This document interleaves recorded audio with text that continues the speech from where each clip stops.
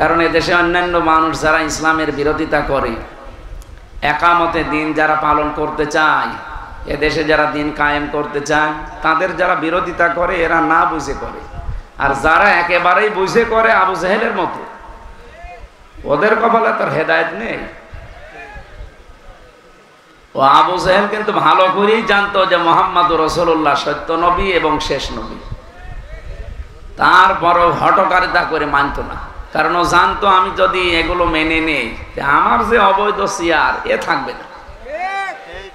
এ পৃথিবীতেও যারা মনে করে যে আমার যা অবৈধ চেয়ার, আমার যা অবৈধ সম্পদ, এই সমস্ত বিষয়গুলো থাকার কথা না যদি আল্লাহর বিধান রাসূলের নিয়ম নীতি এই দেশে চালু হয়। ওরাও বেশ ভালো করে জানে যে আমির হামজা এসেছে, ওর বাবার কথা বলবে না, কোরআন থেকে হাদিস থেকে বলবে, কিন্তু বললে কি হবে, ওগুলো মানতে গেলে তো আমার আমিত্ব থাকবে না। এই জন্য তখন বিভিন্ন কথা বলে বিরোধিতা করে।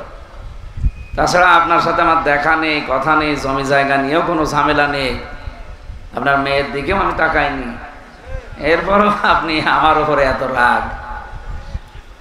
এই জন্যে আপনাদের এই মানুষটা একটা নরম মানুষ, নরম দিলের মানুষ। ফাবিমা রহমাতিন মিনাল্লাহি লিনতা লাহুম ওয়ালাউ কুনতা ফাজ্জান গালিজাল কলবি লানফাদ্দু মিন হাওলিক। হে নবী, আপনার হৃদয়টা আমি আল্লাহ নরম করে দিয়েছি, কমল বানিয়ে দিয়েছি। যদি কঠোর হৃদয়ের মানুষ আপনি হতেন, তাহলে আপনার চারপাশে মানুষজন থাকতো না, সব বিদায় নিত। যেহেতু আপনাকে আল্লাহ নরম দিল বানিয়ে দিয়েছেন, সুতরাং মানুষের সাথে নরম ব্যবহার করবেন। সে একটা গুণ আপনাদের মাওলানা আজিজুর রহমান পেয়েছেন। আল্লাহ রাব্বুল আলামিন ওই রকম গুণ যেন আমাদেরকেও দান করে। আমি কি ওনার সম্পর্কে বেশি বললাম? বলেন বলেন, এই গুণটা ওনার ভেতরে নেই? কথা বলার সময় হিসাব করে কথা বলে যে আমার কথায় আবার কেউ দুঃখ পাবে না তো। আর আমরা কাজ করার সময় হিসাব করি না যে কাজে আবার মানুষের কষ্ট হবে না তো। সুতরাং আল্লাহ নবীর কাছ থেকে, আলেমদের কাছ থেকে গুণ আমাদের অর্জন করার তৌফিক দেন, বলেন আমিন। এতক্ষণ যারাই কথা বললেন, বিশেষ করে মাওলানা হোসাইন মাহফুজ চুয়াডাঙ্গা, মাওলানা ফারুক হোসেন যুক্তিবাদী কুষ্টিয়া, এবং এই মাহফিলে বসা আছেন আপনাদের পাশের জেলা খুলনার সন্তান, ইসলামিক চিন্তাবিদ, শিক্ষাবিদ মাওলানা রবিউল ইসলাম দামাত বারকাতুহুমুল আলিয়া। ডানে বামে যারা বসে আছেন, অবশ্যই আপনাদের শ্রদ্ধাভাজন ব্যক্তিত্ব এই মানুষগুলো। আমি এত বলার পর আপনার কথা বন্ধ হয় না মানে? আর এদের কি নেতানিয়াহুর মতো এদের কি বিবেক মরিয়ে গেছে? হ্যাঁ, এতবার বলা লাগবে কেন? আপনার জন্য যদি ডিস্টার্ব হয় না, নামাজের কাতার যদি বাঁকা হয়, যার কারণে বাঁকা হয় পুরা গোনা তার হয়। কথা বলে না কেন?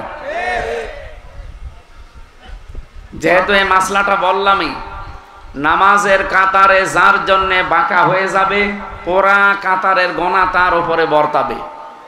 এতটুকু শেষ না, তার অন্তরটা আল্লাহ হেদায়েত থেকে বঞ্চিত করে দেবে, বাঁকা হয়ে যাবে। এই হাদিস পড়তে গিয়ে আমি দেখেছি 3টা কাজে পৃথিবীতে দেরি করতে নেই। কেউ যদি দেরি করেন জেনে বুঝে, আপনার গুনাহ হবে।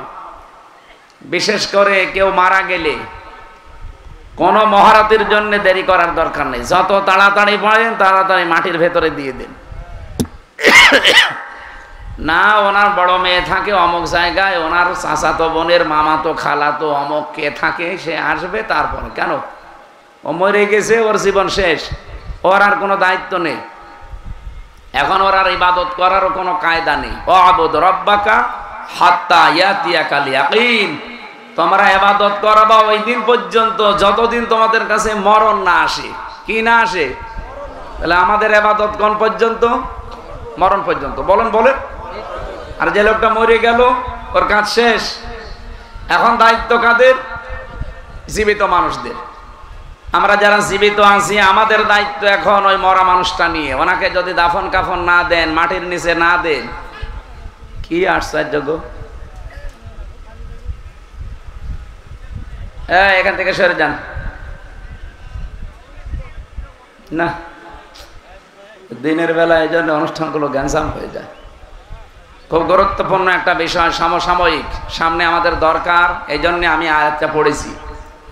আপনারা পরিবেশ তৈরি করে দিন, আমারে ঘন্টাখানেক সময় দেন।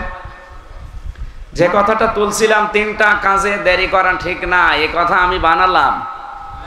বলেন বলেন। তিরমিজি শরীফের হাদিস। তিরমিজি শরীফের হাদিস বললে কি মনে হয় যে হামজার হাদিস? কার? বলেন বলেন। অবশ্যই আল্লাহ। এই এদিকে আসো, ক্যামেরার দিকে তাকিয়ে আসো, আন্দাজে আল্লাহর বলো না। হাদিসের কথা বললে কি আল্লাহর কথা হয়? কার? হাদিসের কথাও আল্লাহর আছে। কোনটা? হাদিসে কুদসি যেটা, হাদিসে কুদসি যেটা, ওইটা আল্লাহর কথা, রাসূলকে দিয়ে আল্লাহ অ্যাডভার্টাইজ করিয়েছেন। কিন্তু যেটা হাদিস, ওইটা মুহাম্মদুর রাসূলুল্লাহ সাল্লাল্লাহু আলাইহি ওয়াসাল্লামের কথা। যেহেতু এটা পয়েন্ট আকারে এসেছে, আমি এই জন্য শিক্ষার জন্য বলছি। এই এলাকায় আছে কিনা আমি জানি না, যদি থাকে তাহলে এখন থেকে আমাদের মানা লাগবে। কি? 1 নম্বরে, কোন মানুষ যদি মারা যায়, কারো জন্য দেরি করার দরকার নেই, তাড়াতাড়ি করে তারে কবরে দিয়ে দেবেন। লোকটা যদি ভালো হয়, সঙ্গে সঙ্গে আল্লাহ জান্নাতের বিছানা বিছিয়ে দেবে। আর যদি খারাপ হয়, সঙ্গে সঙ্গে জাহান্নামের বিছানা বিছিয়ে দেবে। ও যেহেতু মরে গেছে, ও যেখানে যা করে করুক, ওর কপালে যা করেছিল তাই হবে। লাহুম মিন জাহান্নামা মিহাদু ওয়া মিন ফাওকিহিম গাওয়াশ ওয়া কাযালিকা নাজিসিল যালিমিন। রব্বুল আলামিন বলেন, যখন পাপিষ্ঠ মানুষদেরকে কবরে দেওয়া হয়, সঙ্গে সঙ্গে আমি আল্লাহ জাহান্নামের বিছানা বিছিয়ে দেই, আর উপরে জাহান্নামের চাদর দিয়ে ঢেকে দেই। অথচ বহু মানুষকে আমরা এই পৃথিবীতে দেখি পাপিষ্ঠ না, পাপিষ্ঠর বাপ, সারা জীবনে পাপ করতে করতে জীবন নষ্ট করে ফেলেছে। এরকম মানুষ মরে গেলে রাষ্ট্রীয় সম্মাননা দিয়ে তাড়াতাড়ি করে উপরে মাটি দেওয়ার পরে আবার ফুল দিয়ে দেয়। আরে উপরে যতই ফুলের মালা দেন না কেন, ভেতরে এত আল্লাহ আগুন লাগিয়ে দিয়েছে। এই যে মিহাদ, লাহুম মিন জাহান্নামা মিহাদু ওয়া মিন ফাওকিহিম গাওয়াশ, নিচে জাহান্নামের বিছানা আল্লাহ বিছিয়ে দেবে, আর উপরে জাহান্নামের আগুনের চাদর দিয়ে ঢেকে দেবে। এটা যতই আপনি মনে করেন যে 2, 3, 4, 5 রকমের ফুলের মালা দিয়ে এই গদ খালির ফুল দিয়ে সাজিয়ে দিয়েছি, ও মনে হয় জান্নাত পেয়ে বসে আছে, অথচ ভেতরে লেগে গেছে কি? আরো জোরে বলেন। আজকে থেকে যশোর সহ এটা রেকর্ড হচ্ছে, তাম পৃথিবীর বাংলা ভাষাভাষী যারা এটা বোঝে সবাইকে বলছি, মানুষ মারা গেলে কোনো সময় দেরি করতে যাবেন না। যতক্ষণ উপরে থাকবে তার শাস্তি হবে। কি? তাড়াতাড়ি করে তার জায়গার জিনিস জায়গায় দিয়ে দেবেন। 2 নম্বরে, নামাজের সময় যদি হয়ে যায়, কোনো মহারতির জন্য দেরি করার দরকার নেই। অনেকে মনে করে না, চেয়ারম্যান আসে নাই, সভাপতি আসে নাই, কিছু মুসল্লি আসুক, আপনার দরকার কি? আপনি তো ডাক দিয়েই দিয়েছেন আল্লাহু আকবার, আল্লাহ সব চাইতে বড়। হাইয়া আলাস সালাহ হাইয়া আলাল ফালাহ, নামাজের দিকে আসো, কল্যাণ পেয়ে যাবে। ঘোষণা তো দিয়েই দিয়েছেন। এখন দুনিয়ার মানুষ কল্যাণের দিকে না এসে যদি দুনিয়ার কোনো কাজ নিয়ে ব্যস্ত থাকে, এটা তার ব্যর্থতা। কি? পৃথিবীতে এই ঘোষণা দেওয়ার পরেও কোনো মানুষ যদি নিজের কাজ কাম নিয়ে ব্যস্ত থাকে, সে যেন আল্লাহকে বোঝাতে চায় যে আল্লাহ, মুয়াজ্জিন যে ডাক দিয়েছিলে হাইয়া আলাল ফালাহ, যে কল্যাণের দিকে আসো, তোমার ওই নামাজের কল্যাণের ছাড়া আমার এই কাজে কল্যাণ বেশি। মুসা আলাইহিস সালামের জামানার একটা ঘটনা পড়ছিলাম। হযরতে মুসাকে আল্লাহ ডাক দিয়ে বললেন, মুসা, এক কামার, এই যে লোহা পিটিয়ে সোজা করে, বিভিন্ন জিনিস তৈরি করে, এই মানুষটা তোমার সাথে জান্নাতে যাবে। মুসা নবী ডাক দিয়ে বলেন, রব্বুল আলামিন, তুমি আর মানুষ পাইলে না, এটা কামারের নাম বললে। কত ভালো ভালো মানুষ আছে, তাদের নাম তো বললে না। কামার কি এমন করে সে? আল্লাহ পাক বলেন, মুসা একটু খোঁজ নিয়ে দেখো লোকটার কাজ কি। মনে করেন এই ওলাশি বাজারে একেবারে ওই কর্নারে মানে হাপড় টানে আর লোহা পিটিয়ে সোজা করে, দা খন্তা কোড়াল বিভিন্ন জিনিস বানায়। আমাদের জামানায় যেমন 5 বার আজান হলে আমরা টের পাই যে নামাজের সময় হয়ে গেছে, মুসা আলাইহিস সালামের জামানায় মাত্র 1 ওয়াক্ত নামাজ ছিল। ওই সময় হয়তো আজান দেওয়ার সিস্টেম ছিল না, কিন্তু একটা সিস্টেম ছিল। হয়তো কেউ আগুন লাগিয়ে দিত, ধোয়া উঠলে মানুষ মনে করতো যে সময় হয়েছে, কারণ 24 ঘন্টায় মাত্র একবার। যেই নামাজের সময় হয়ে গেছে ওই জামানায় উনি লোহা পিটাচ্ছিলেন হাতুড়ি দিয়ে, মগর দিয়ে লোহা পিটায়, একবার মাথার উপরে তোলে, আবার একবার লোহার উপরে পিটায়।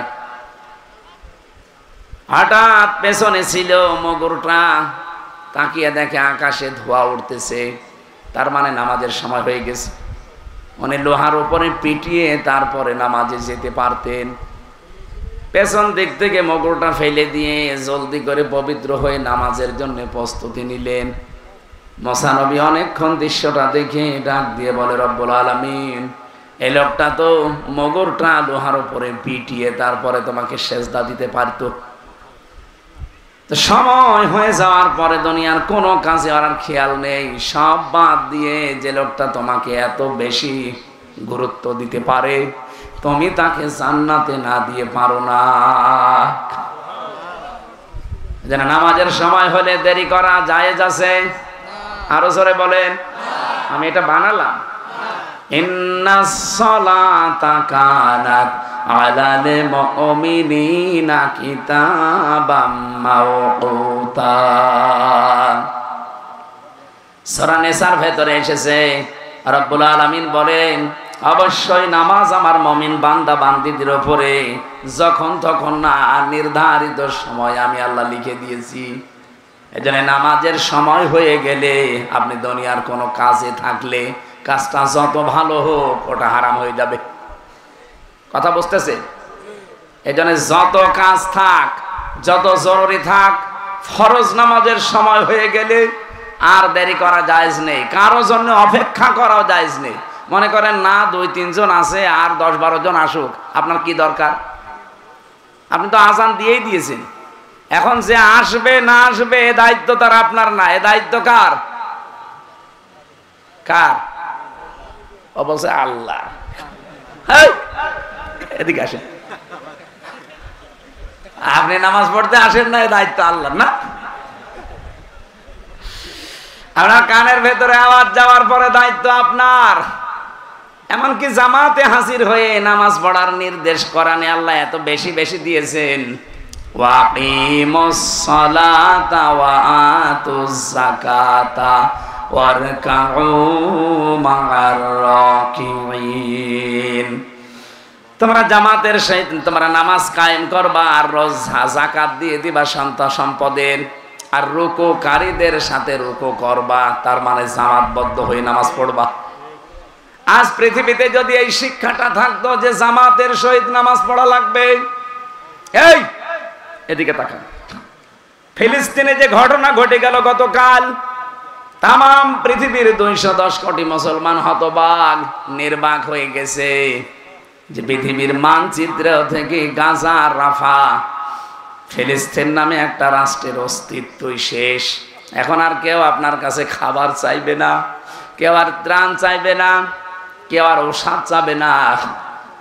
পৃথিবী থেকে মানুষগুলো তারা যাবার সময় বলেই গেছে যে দুনিয়াতে মুসলমান বলে কিছু নেই। 210 কোটি মানুষ মুসলমান এই পৃথিবীতে, আর আমরা বোমার আঘাতে উড়তে উড়তে এক একবারে এক এক বোমা মারে, কারো মাথা উড়ে যায়, কারো ঠ্যাং উড়ে যায়। 8-10 জন, 20 জন, 15-20 জন বোমার সাথে আকাশে উড়তে থাকে। গতকালকে বিকাল 3টা থেকে দৃশ্যগুলো দেখার পরে আমার মনে হচ্ছিল এক একটা বোমার আঘাতে, বম বাস্টিং করার কারণে 18-20 জন, 30 জন, 50 জন উঠতেছে বোমার সাথে। হাত পা মাথা মস্তক ছিন্ন ভিন্ন হয়ে বিভিন্ন জায়গায় এই গাজা রাফায় ছড়িয়ে পড়ছে। এরা আকাশের দিকে বোমের সাথে ওড়ে না, এরা আমার আল্লাহর জান্নাতে উঠতেছে। মাঝে মাঝে পৃথিবী গরম হয়ে যায় কেন আপনি জানেন? এই যে পৃথিবী মাঝে মাঝে গরম হয়ে যায়, কাফেরদের হাতে মুসলমানদের আল্লাহ জীবন দেওয়ার ব্যবস্থা করে, এমনি না। কাফেররা তো জাহান্নামে যাবে, ওদের যন্ত্রণা আরো যেন বেশি হয়। এই জন্য নিরপরাধ মানুষ হত্যাকারীর তালিকায় তাদের নাম ওঠে। আর এই মানুষগুলো যেহেতু একেবারে অপারগ, নিরপরাধ, এদেরকে এমনি মরণ দিলে হয়তো কবরে যে ঘুমিয়ে পড়তো। শাহাদতের মরণ দিয়ে আল্লাহ ধন্য করে তাদেরকে আল্লাহ কিয়ামত পর্যন্ত রিজিক দেয়।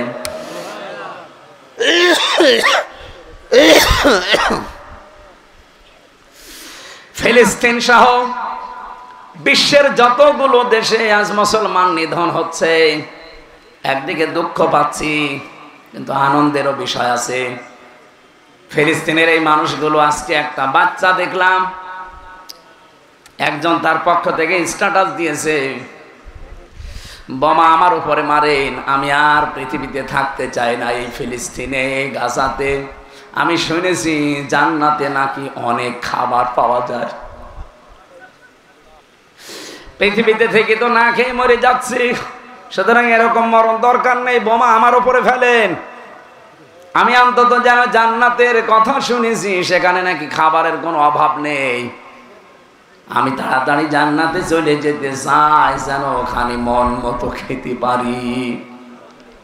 সূরা আলে ইমরানের 140 নম্বর আয়াত আমি পড়েছি, ওয়ালিয়ালামাল্লাহুল্লাযীনা আমানু ওয়া ইয়াত্তাখিযা মিনকুম শুহাদা আল্লাহু লা ইউহিব্বুজ জালিমিন। রব্বুল আলামিন বলেন, সবাইকে তার শাহাদাতের মরণ আল্লাহ দেয় না। তোমাদের ভেতরে যাদের ঈমানের দাম আছে, আর যে মানুষগুলোর কর্মজীবন, অ্যাক্টিভিটিস, কারবার আল্লাহর পছন্দ হয়, এদেরকে আল্লাহ শাহাদাতের মরণ দিয়ে ধন্য করে। ওয়ায়াত্তাখিযা মিনকুম শুহাদা, তাদেরকে আল্লাহ শাহাদাতের মরণ দেন। কারণ এমনিতেই মরণ দিলে তো কবরে ঘুমিয়ে পড়তো, শাহাদাতের মরণ দিল আর ঘুমায় না।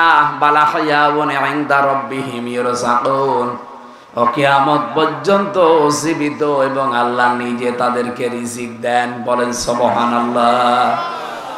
এই জন্য ফিলিস্তিন সহ বিশ্বের যে মুসলমানগুলো আজ মায়ের খাচ্ছে, শহীদ হচ্ছে, একদিকে তাদের জন্য ভালো হচ্ছে, আর একদিকে আমরা যদি অসুখে মরে যেতাম, পানিতে ডুবে মরে যেতাম, তবে একটা আফসোস থাকতো না। যেমন নাপাক মানুষদের হাতে আল্লাহ আমাদের মরণ দিয়ে দিচ্ছে, আমাদের নিজেদের কারণে।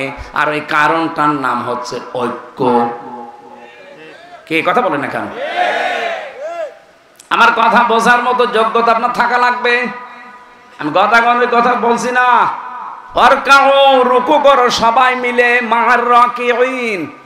আপনি লক্ষ্য করেছেন মা'আর পরে রাকিঈন দিয়েছেন, এর আগে আলিফ লাম আছে। কোরআনের প্রতিটি শব্দ গবেষণামূলক, চিন্তা ভাবনা করে আপনাকে পড়া লাগবে। আল্লাহ বলেন রুকুকারীদের সাথে রুকু করো, তার মানে জামাতবদ্ধ হয়ে নামাজ পড়ো, একটা অর্থ। দ্বিতীয় অর্থ কি? দ্বিতীয় অর্থ হচ্ছে সত্যি যদি মানুষ আর জামাতবদ্ধ হয়ে যে শিক্ষাটা প্রতিদিন 5 বার করে নেয়, কাতার থেকে যেভাবে শিক্ষা নেয়, এটা যে 257টা রাষ্ট্র দুনিয়ায় যত মুসলমান আমরা আছি, আমরা একেবারে কম না। তামাম দুনিয়াতে সবচাইতে বেশি মানুষ বাস করে খ্রিস্টান ধর্মে, তারপরেই হচ্ছে ইসলাম ধর্মে। জোরে বলেন সুবহানাল্লাহ।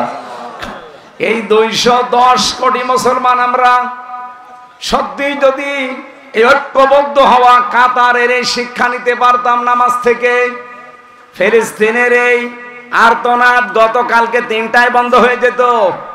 আর্তনাদ করা লাগতো 80 লাখ মাত্র ইহুদি, পৃথিবীর নিকৃষ্ট জাতি, অভিশপ্ত জাতি, গায়রিল মাগদুবি আলাইহিম।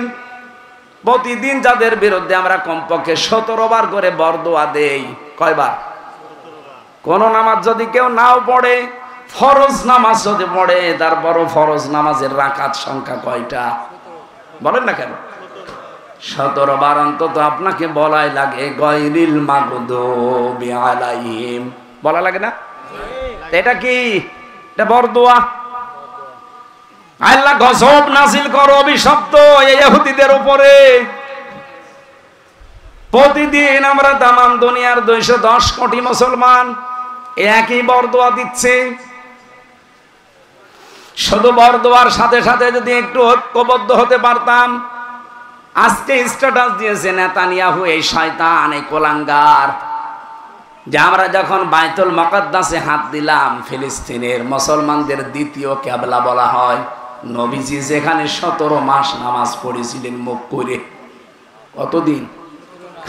মুসলমানদের দ্বিতীয় কিবলা যেটা, এইটা যখন আমি ভেঙে ফেলছিলাম, আমার তো মনে হচ্ছিল তামাম দুনিয়ার 210 কোটি মুসলমান, 57টা মুসলিম রাষ্ট্র, সবাই না জানি এক বাক্যে একযোগে লং মার্চ করে একেবারে ফিলিস্তিনের দিকে, ইসরায়েলের দিকে আবার সবাই তেড়ে আসে কিনা।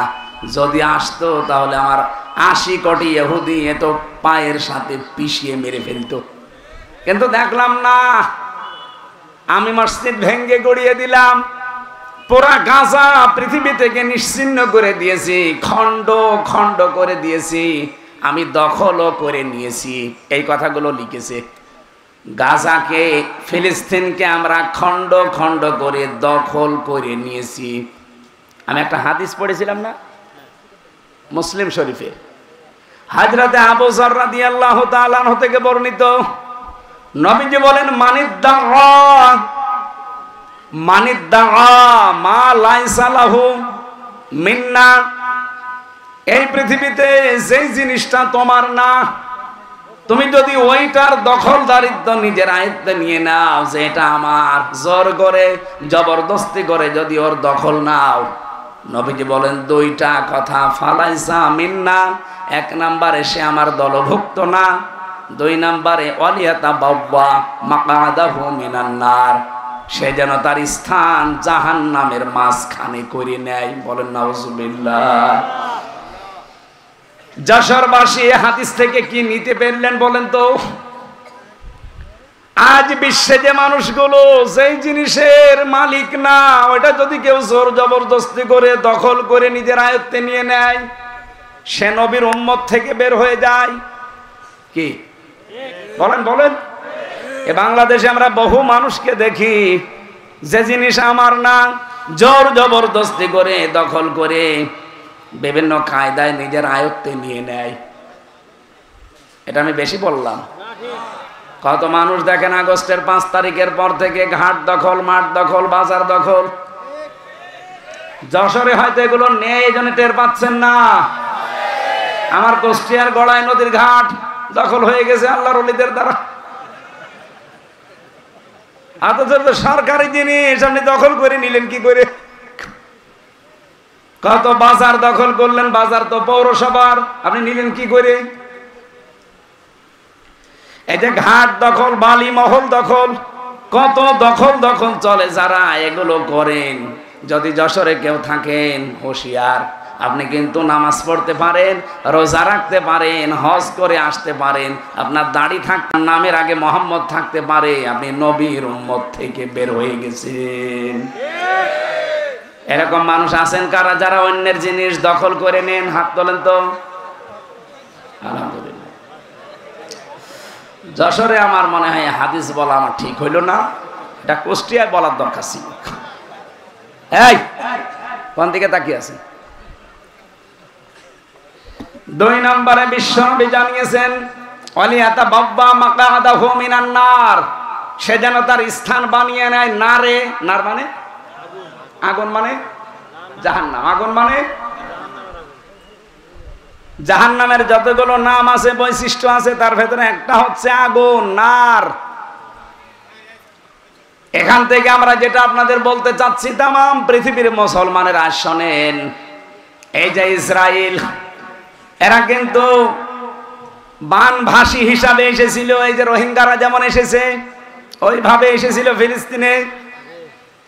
এই ইসরায়েলের জায়গাটা তারা বলেছিল আপনারা বাস করেন, শেষে নিজেরাই দখল করে মালিক হয়ে গেছে। প্রথমটা আমার দেশের জন্য হয়তো মেলে, হয়তো অনেক মুসলমানের ভেতরে এই চরিত্র আছে, যে জিনিস যার না, জোর করে যদি দখল করে নেয়, সে যেমন নবীর উম্মত থাকে না। 2 নাম্বারটা, ওরা তো নবীর উম্মত না, কিন্তু ওরা তো মানুষ। ওরা কি? যদি ওদের এখন আর মানুষ বলা যাচ্ছে না, মানুষের যা কাজ কারবার একটা ওই শব্দ জাতি ইহুদিদের ভেতরে আর নেই, সেই হিসাবে বলছি ওরা দখলদারিত্ব করছে। যা হাজার হাজার মানুষকে আজ মিশরের দিকে দেখলাম রওনা দিয়েছে, নিজেদের বাড়ি ঘর সব মালামাল রেখে এখন চলে যাওয়া লাগছে। যেখানে ওরা যাচ্ছে, যাদেরকে এইভাবে বাড়ি ঘর থেকে উৎখাত করা হয়েছে, নিশ্চিহ্ন করে দিয়ে জায়গাগুলো যারা দখল করে নিয়েছে, পৃথিবীর মানুষেরা ও ইহুদিরা, কানে হয়তো আপনাদের যাবে আওয়াজগুলো। আপনারা মুসা নবীর অনুসারী বলে নিজেদেরকে দাবি করেন, অথচ মুসা নবীর নবুয়ত টেকবে না যদি কোরআন শরীফ, এদিকে তাকান, মুসা নবীর নবুয়ত টিকে থাকার সম্ভব না যদি কোরআনে কারিম আল্লাহ নাযিল না করতেন। বোঝেন কথা, বোঝেন? ঈসা নবীর নবুয়ত টিকে থাকাই সম্ভব না যদি আল্লাহ কোরআনে কারিম নাযিল না করতেন। সেই কোরআন থেকে শোনাচ্ছি, সেই কোরআনের ব্যাখ্যা হাদিস থেকে শোনাচ্ছি। এ পৃথিবীতে আজ যারা জোর জবরদস্তি করে দখল করে নিচ্ছেন, একটা কথা ভালো করে বিশ্বাস করেন, কান খাড়া করেন, যেহেতু একটা নবীর নাম আপনারা বলেন, ইহুদিরা বলে কিন্তু যে আমরা মুসা নবীর উম্মত। কার বলেন? বলেন। খ্রিস্টানরা বলে আমরা ঈসা নবীর উম্মত। এই জন্য আপনাদের বলছি, একটা নবীর নাম বলে যেহেতু নিজেদেরকে পরিচয় দেন, বিশ্বাস করতে পারেন এই দুনিয়াতেই অবশ্যই আমার আল্লাহ হয়তো নবী আর পাঠাবে না, আর রাসূল আর পাঠাবে না, কিন্তু আবাবিল পাঠাবে না। এই কথা কোরআনে আল্লাহ বলেন নাই? বলেন। বলেন। আল্লাহর কাছে মুসাফির অবস্থায় বলছি, আল্লাহ অন্তত পৃথিবীর এই নিকৃষ্ট জাতি অভিশপ্ত এই ইসরায়েলের জন্য তুমি আবার একটা আবাবিল ঝাঁক পাঠিয়ে দাও। তুমি যেমন রহমান আর রহিম, তুমি তো জব্বার আর কাহার। শুধু রহমান রহিমই দেখাবে না, একটু জব্বার আর কাহারটা দেখাও। এই পৃথিবীর এই নিকৃষ্ট মানুষগুলোকে তাদের পাপের অপকর্মের শাস্তি আমাদের চোখের সামনে তুমি দাও। বলেন আমিন। আমি যে কথাটা তুলেছিলাম ওইটা বলছি এবার। আজ আমরা যদি এই শিক্ষাটা নিতে পারতাম, নেতানিয়াহুর আজকের এই স্ট্যাটাসটাও দেওয়ার সাহস পেত না। ও নিজেই বলছে, মনে করলাম যে আমি আজ বাইতুল মুকাদ্দাস, মসজিদে আকসা এটা ধ্বংস করে ফেলার পর তাম দুনিয়ার মুসলমানেরা মৌমাছির ঝাঁকের মতো একেবারে আমাদের উপরে ঝাঁপিয়ে পড়বে, কিন্তু দেখলাম না, সব নীরব।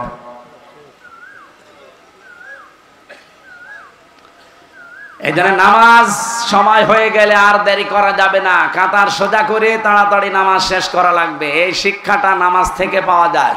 3 নম্বরে, কারো মেয়ে যদি বিবাহের উপযুক্ত হয়, সৎ পাত্র যদি আপনি পেয়ে যান, দেরি করবেন না। অনেকে বলেন না আর একটু বড় হোক, পায়ে দাঁড়াক, এও কি অন্যের পায়ে দাঁড়িয়ে আছে?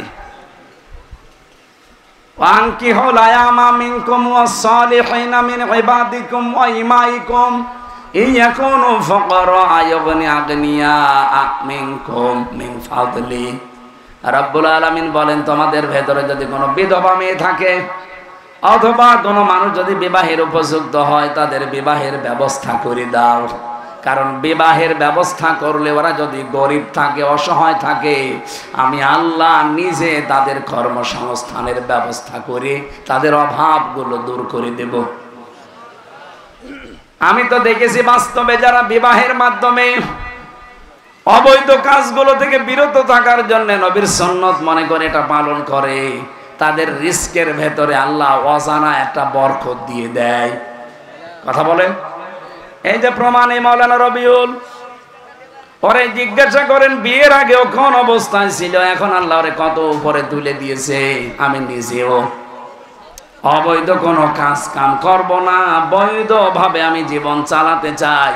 আল্লাহর নির্দেশ, রাসূলের হুকুম আছে, এই মনে করে যদি সত্যি আপনি বিবাহ করতে পারেন, যদি অপারগ থাকেন, যদি অসচ্ছল থাকেন, কোরআন বলছে আপনাকে আল্লাহ নিজের সচ্ছলতা দান করবেন। বাংলাদেশে আজ জেনা, এইটার কারণ আমার মনে হয় এই বিবাহের ক্ষেত্রে গড়িমসি করা। এই জন্য কন্যা সন্তান যাদের আছে বিবাহের উপযুক্ত হলে বিয়ে দিয়ে দেন। ও যদি পড়াশোনা করতে চায় করুক, ওর জামাই বাড়ি গিয়ে জামাইয়ের অনুমতি নিয়ে করুক। কারণ মেয়ে যদি বিবাহ না দিয়ে ভাবে চলতে থাকেন যে আরেকটু বড় হোক আরেকটু হোক। আমার কুষ্টিয়ায় এক দাদা গ্রাম সম্পর্কের, ওনারে বললাম দাদা আপনার 2টা মেয়ে এইভাবে কলেজে যায়, ইন্টারে পড়ে, একটু পর্দা দিয়ে ঢেকে ঢুকে পাঠাতে পারেন না? আমারে বলছে হামজা কষি মেয়ে। কি কষি মেয়ে? এতটুকু মেয়ের আবার বোরকা পরানো লাগবে? ইন্টারে পড়ে বলে এতটুকু? কমপক্ষে 18-19 বছর বয়স। কথা বলছে না কেন? ইন্টারে যারা পড়ে তাদের 18-19 বছর হবে না? 2টাই যেহেতু চুমকা মেয়ে। ওনারে বললাম দাদা আপনি এই কাজ করেন না, দেখেন একটা অঘটন ঘটে যাবে। দোয়া করো। এতটুকু মেয়ের আর কি করব, বড় হোক। আল্লাহ কয়দিন পরে যে শুনি 2জন আল্লাহর রাস্তায় চলে গেছে। 2টা মেয়ে 2জনের হাত ধরে চলে গেছে। আমি বেড়াতে গেছি, বাড়িতে যে দেখি 2 মুরব্বী দাদা আর দাদি কাঁদতে কাঁদতে চোখ আপেলের মতো হয়ে গেছে। কি দাদা কাঁদেন কেন? কষি মেয়ে। এখন কাঁদে। আপনার আমি কতবার করে বললাম, তখন শুনলেন না। বললেন কষি মেয়ে, ইন্টারে পড়ে তাও কষি মেয়ে। 2টাকে যদি পর্দা দিয়ে যে বয়স আছে যদি বিবাহ দিয়ে দিতে পারতেন।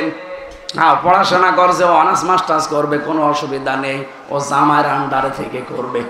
অন্তত গোনা থেকে অন্যায় থেকে যদিও বাঁচতে পারে, আমার আল্লাহ ওর জীবনে পরিবারে একটা অভাব থাকলে দূর করে দেবে। বলেন সুবহানাল্লাহ। আমরা এই হাদিস থেকে 3টা প্রমাণ পেয়েছি। 3টা কাজে দুনিয়ায় দেরি করা নিষেধ, নির্দেশ রাসূলুল্লাহর। কার? বলেন বলেন। আজকে থেকে মেনে চলা যাবে না। নামাজের সময় হলে কারো জন্য অপেক্ষা নেই, সঙ্গে সঙ্গে ফরজ নামাজ শেষ। 2 নম্বরে মেয়ে যদি বিবাহের উপযুক্ত হয় পাত্র পেলেই তাড়াতাড়ি শেষ করে দেবেন। 3 নম্বরে যদি কেউ মারা যায়, যদি উপস্থিত পাওয়া যায় যে জানাজা দিয়ে অন্তত এখনই দেওয়া যায়, আর কারো জন্য দেরি করার দরকার নেই, তাড়াতাড়ি মাটির নিচে দিয়ে দেবেন। আল্লাহ আমাদের মেনে চলার তৌফিক দান করেন, বলেন আমিন। 5টা কাজের কথা আজকে আসার সময় আমি গাড়িতে পড়ছিলাম। 5টা বিষয় যদি কেউ দুনিয়ায় মেনে চলতে পারে, কোরআন বলছে তারা জীবনে সফল হতে পারবে। ফালাকতা হামাল আকাবা, ওমা আদরাকা মাল আকাবা, ফাক্কু রাকাবা, আও ইতআমু ফি ইয়াউমিন যী মাসগাবা, ইয়াতীমান যা মাকরাবা, আও মিসকিনান যা মাতরাবা, সুম্মা কানা মিনাল্লাযীনা আমানু ওয়া তাওয়াসাউ বিস-সাবরি ওয়া তাওয়াসাউ বিল মারহামা, উলাইকা আসহাবুল মাইমানা। ইলা আখিরি আয়াত। 11 নম্বর আয়াত থেকে সূরা বালাদের আল্লাহ রাব্বুল আলামিন এখান থেকে আমাদের জানাতে চেয়েছেন ফালাকতা হামাল আকাবা। আকাবা মানে গিরিপথ। আকাবা মানে এই লোকটা গিরিপথের দিকে না গিয়ে সহজ সরল পথের দিকে। হে নবী আপনি কি জানেন গিরিপথ কি আর সহজ সরল পথ কি? সফল হতে হলে জীবনে কি কি করা লাগে মানুষকে আপনি জানেন? নবীজি বলেন না, আল্লাহ বলেন ফাক্কু রাকাবা, দাস মুক্তি করার কাজ করবেন। আজ মানুষকে দাসত্ব থেকে মুক্ত করার জন্য তাম পৃথিবীর মুসলমানের আমরা কাজ করছি। এটা নবীজিও করেছিলেন। অনেকে মানুষকে দাস বানিয়ে রাখতে চায়, নিজের আয়ত্তে রাখতে চায়, নিজের হুকুম জারি করে তারে রাখতে চায় না। মানুষকে আল্লাহ করেছেন মুক্ত জীবন দেওয়ার জন্য। এজন্য আমরা যারা চাই যে মানুষ মুক্ত থাকবে, মানুষ বিধান যদি মানে হামজার মানবে না আল্লাহর। বলেন বলেন। পৃথিবীতে একটা কুকুরের কথা মানে না, যে মানুষ হয়ে মানুষের কথা মানবে কেন? মানুষ যদি মানতেই চায় কার কথা মানবে? মানুষের গোলামি থেকে মুক্ত করার জন্য যারা কাজ করে এরা সফল হবে। আপনি বলেন নিরপেক্ষ দৃষ্টি দিয়ে, বাংলাদেশে মানুষের দাসত্ব থেকে মুক্ত করার জন্য নিরপেক্ষভাবে কারা কাজ করছে আপনি বলেন? যারা করছে তাদের সাথে আপনাকে থাকা লাগবে।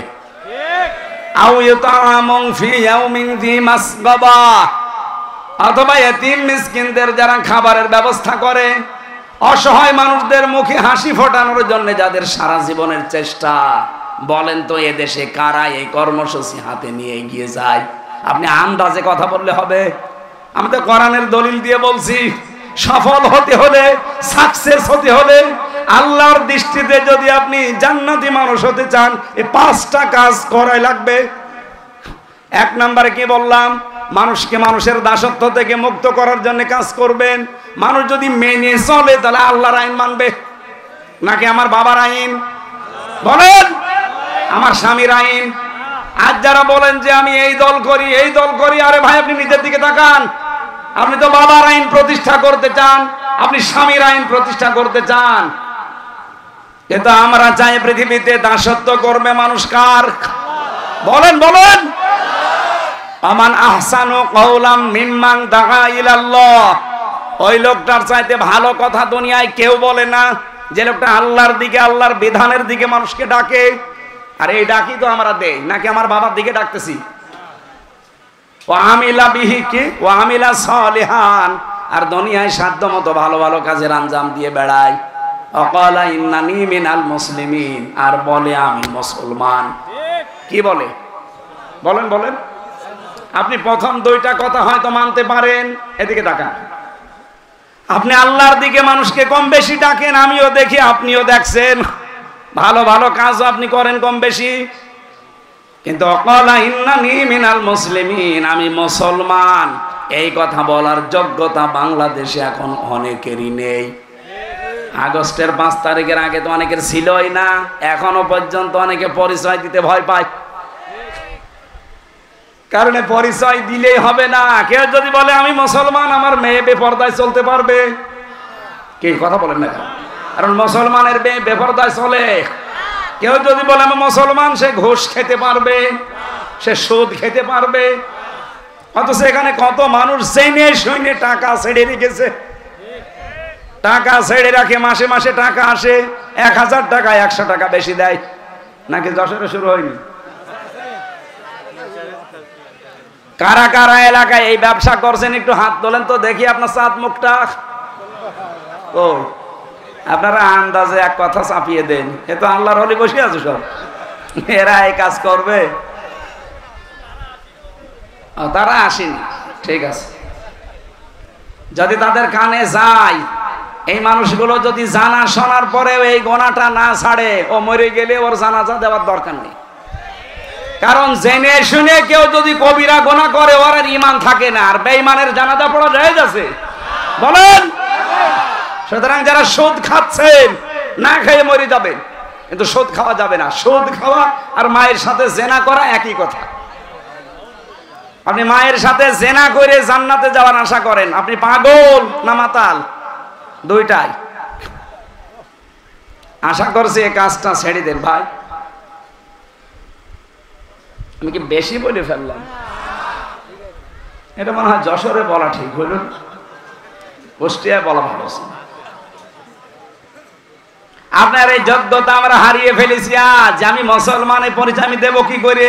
আমার বউ বেপরদায় চলে, আমি নিজে সুদের সাথে জড়িত, আমি নিজে আল্লাহর আইনের পক্ষে কাজ করি না। আর আল্লাহর আইন যেন প্রতিষ্ঠিত না হয়, সেই ব্যবস্থা আমার দ্বারা হয়।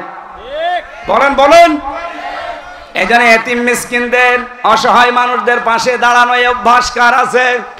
3 নম্বরে ইয়াতীমান যা মাকরাবা।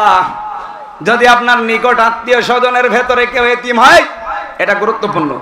ইয়াতীমান যা মাকরাবা, নিজের নিকট আত্মীয় স্বজনের ভেতরে কেউ যদি এতিম থাকে, সেই এতিমের পাশে দাঁড়ানো, তাকে সহযোগিতা করা, তার খোঁজ খবর নেওয়া।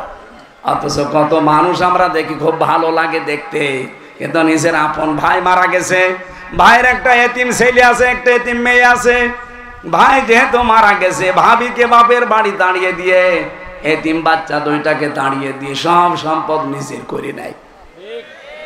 এরকম মানুষ দেশে নেই। আপনি হয়তো সম্পদের মালিক হতে পারবেন, জীবনে সফল হতে পারবেন না।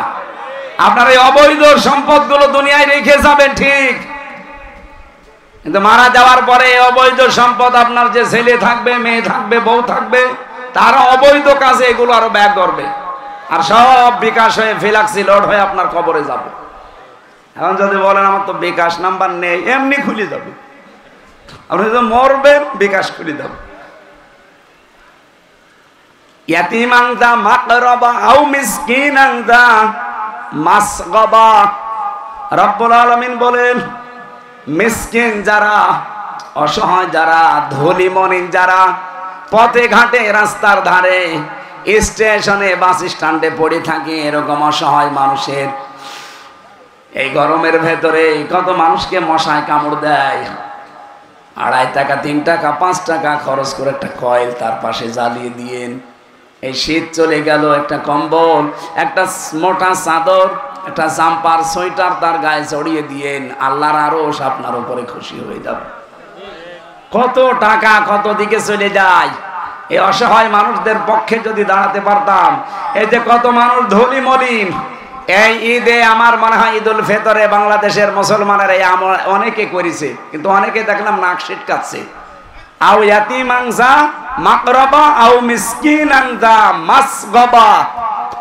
যারা ধনী মলিন অসহায়, যে মানুষগুলো নিঃস্ব নিস্তব্ধ, এদের জন্য আপনার নির্ধারিত সম্পদ থেকে যতটুকু পারেন যদি পৌঁছিয়ে দিয়েন।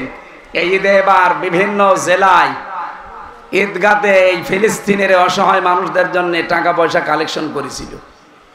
এই জেলায় করেছে,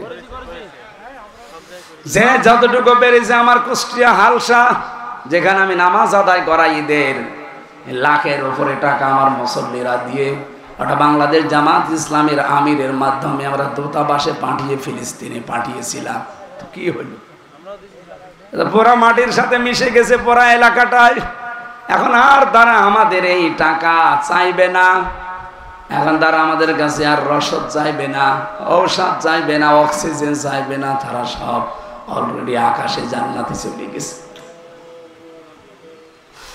আমার ভাইরা 5 না 4 নাম্বারটা বলছিলাম, সুম্মা কানা মিনাল্লাযিনা আমানু। দুনিয়াতে যে মানুষগুলো ঈমানের দাবি করবে সঠিকভাবে, ওয়াতাওয়াসাউ বিস-সাবরি ওয়াতাওয়াসাউ বিল মারহামা, দুনিয়ায় যারা সবর এবং রহমের উপদেশ মানুষকে দেবে, এই 5টা কর্মসূচি যাদের জীবনে থাকবে, উলাইকা আসহাবুল মাইমানা, এরা হচ্ছে ডানপন্থী। এরা কি? আর ডানপন্থী মানুষগুলো জান্নাতি। আল্লাহ এই 5টা কাজ আমাদের জীবনে যেন সফল করার তৌফিক দেন, বলেন আমিন। সূরা মায়েদা 120টা আয়াত আছে, মাত্র একটা আয়াতের 4 ভাগের 1 ভাগ আমি পড়েছি। আজকের আলোচনার বিষয় হচ্ছে পরিপূর্ণ। কি বললাম? আলিয়াউমা আকমালতু লাকুম দীনাকুম ওয়া আতমামতু আলাইকুম নি'মাতি ওয়া রাদিতু লাকুমুল ইসলাম দীনা। বিশ্বনবী ইন্তেকালের 81 দিন আগে আয়াতটা নাযিল হয় দুনিয়ায়। হযরত রাসূল জীবনের শেষ ভাষণ যেদিন দিয়েছিলেন বিদায় হজে, ওই দিন ছিল ঈদের দিন। কিসের দিন? ঈদ মানে ঈদুল আযহা, ঈদুল ফিতর না। একদিকে জুমার দিন, যেটা মুসলমানদের কাছে ঈদের দিন, আর একদিকে ছিল হজের দিন, ওইটাও আমাদের কাছে ঈদের মতো। এই 2টা ঈদ এরকম খুশির একটা দিনে আমার আল্লাহ নাজিল করে দিলেন।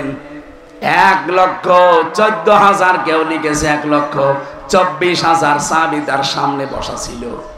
নবীজি ঘোষণা দিলেন, আলিয়াউমা আকমালতু লাকুম দীনাকুম, আজকের এই দিনে দ্বীন ইসলাম আল্লাহ আমাদের জন্য পরিপূর্ণ করে দিয়েছেন। ওয়া আতমামতু আলাইকুম নি'মাতি, আল্লাহর যত নিয়ামত আছে সব আমার আল্লাহ পরিপূর্ণ করার মাধ্যমে শেষ করেছেন। এদিকে তাকান, কথাটা কিন্তু ছোট মনে হচ্ছে, এর ভেতরে অনেক সিগনিফিকেন্স আছে।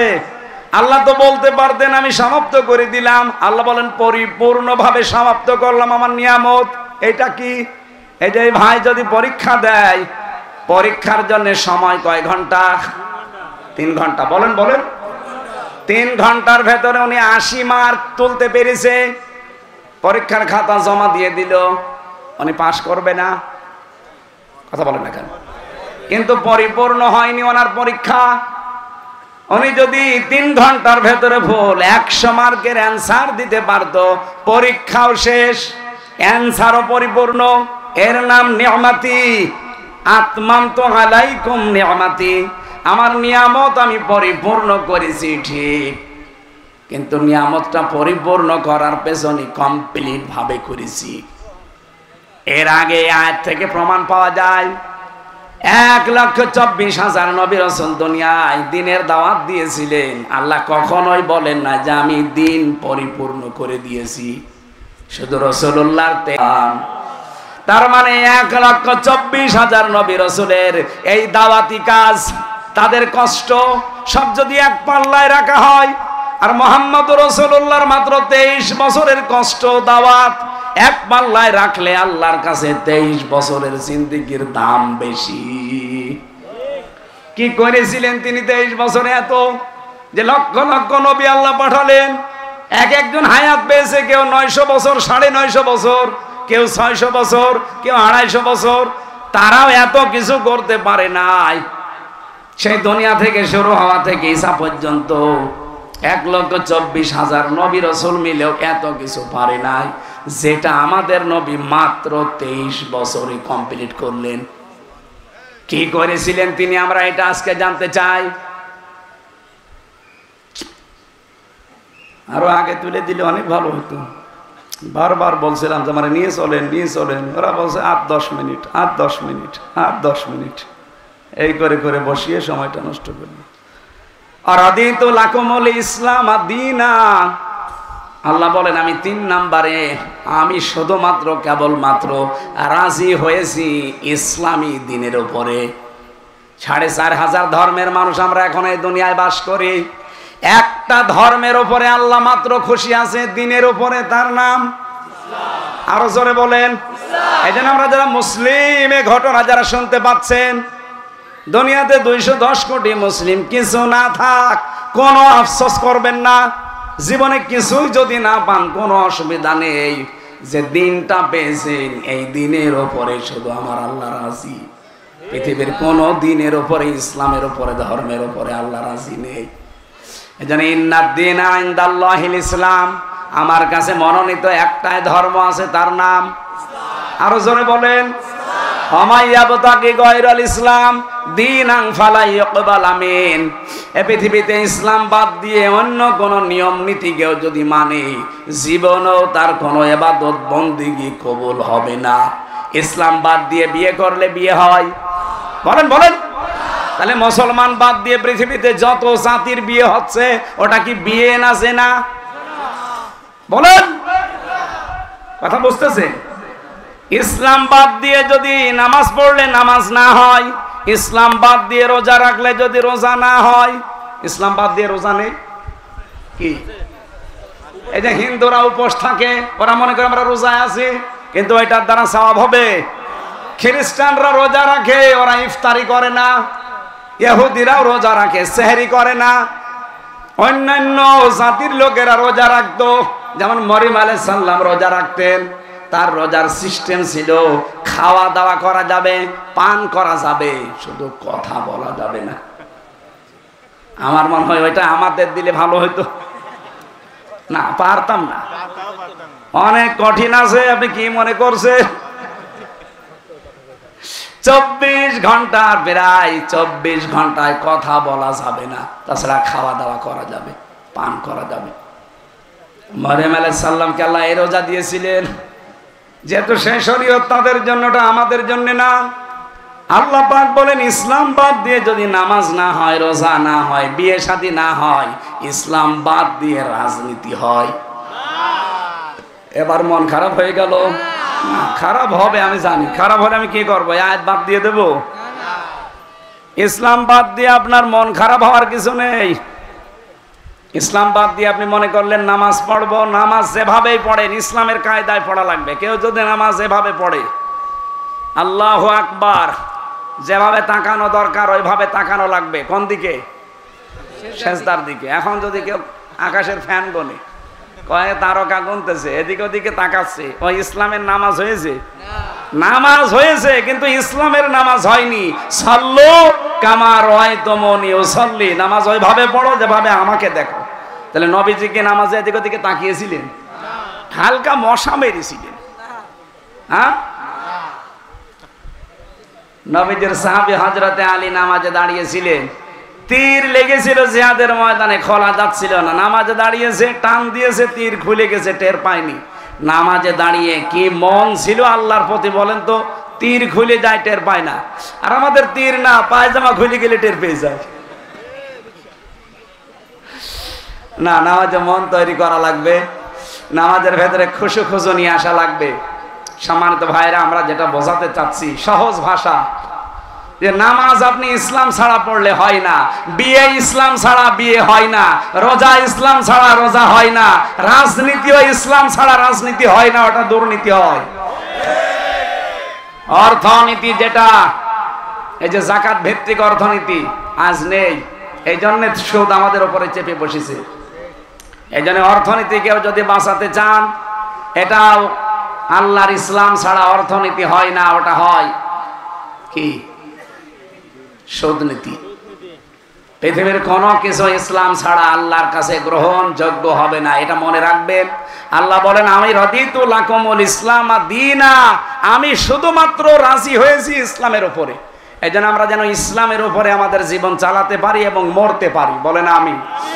মা বোন যারা এসেছেন তাদের জন্য আমার জেলখানায় লিখিত বই, মেয়েদের পারিবারিক জীবন নিয়ে, এটা গাড়িতে পাওয়া যায়, নিয়ে মেয়েকে আর বউকে পড়াবেন। স্টেজে কয়েকটা আছে, 50টা মতো আছে, নিয়ে যান, কাজে লাগবে। আল্লাহুম্মা আমিন।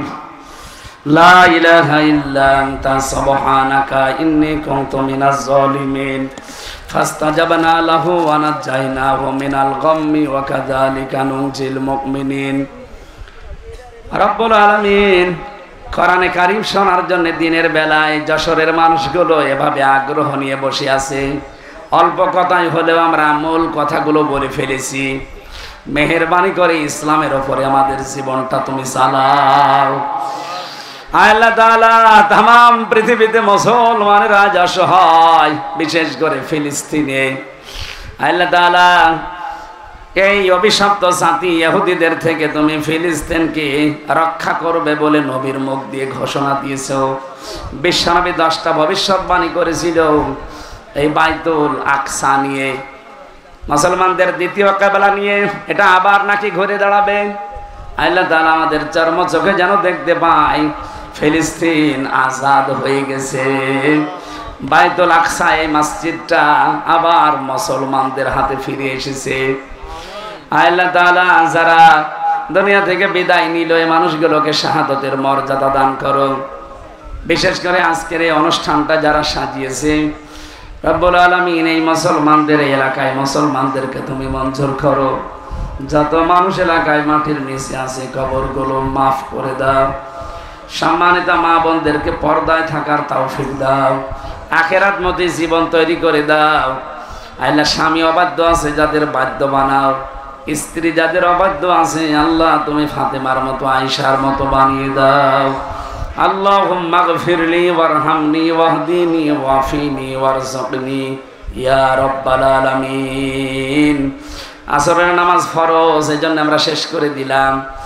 রব্বুল আলামিন যতটুকুই বলেছি রাদিতু লাকুমুল ইসলাম দীনা, একটা দিনের উপরে তুমি রাজি, তার নাম ইসলাম। ইসলামই আমাদেরকে পরিপূর্ণ দাখিল হওয়ার তৌফিক দাও।